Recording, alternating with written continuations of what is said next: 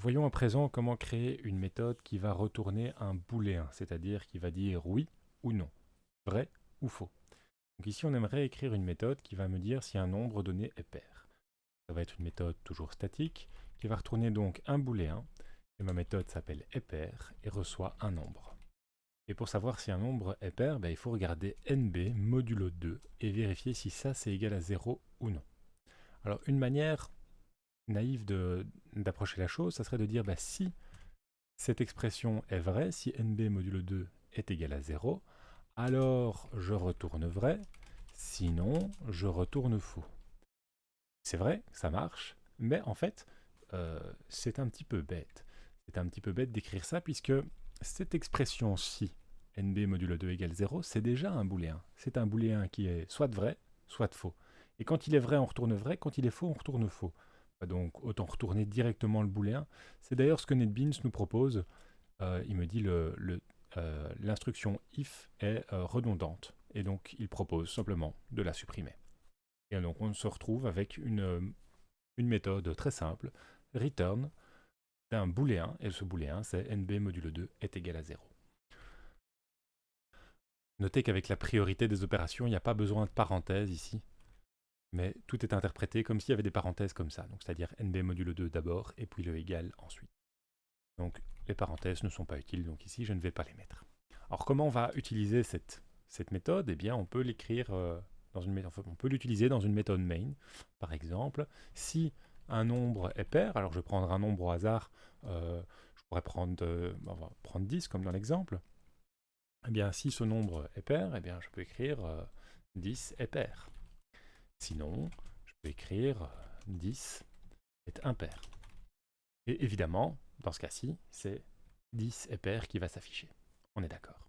Alors, pour aller un tout petit peu plus loin, on pourrait remplacer ce 10 par une variable. On pourrait mettre un nombre ici. Et ce nombre, je pourrais le lire à partir du clavier. Donc je pourrais faire un clavier.nextInt. Et donc je le demanderai à l'utilisateur. Donc je définis un clavier ici et je demande à l'utilisateur un nombre, entrer un entier. Et ce nombre, s'il est pair, on va afficher que ce nombre est pair. Alors le nombre en question c'est 10 dans ce cas-ci, mais de manière générale c'est NB. Et là c'est NB qui est impair.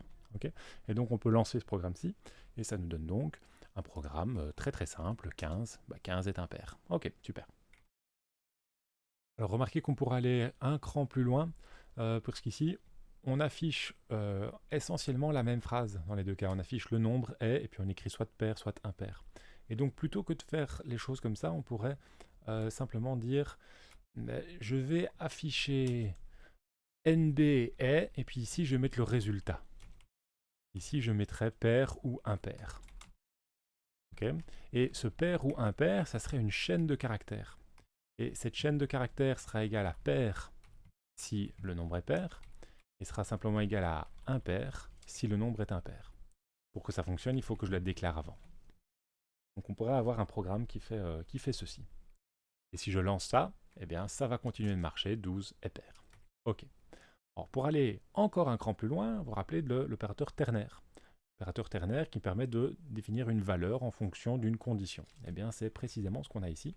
En fait, la chaîne pair ou impair, elle vaut pair ou impair en fonction de la condition est pair de NB. Donc je pourrais écrire est pair de NB. Si ça c'est vrai, j'écris pair. Sinon, j'écris impair. Et comme ça, je peux me débarrasser complètement de ce if.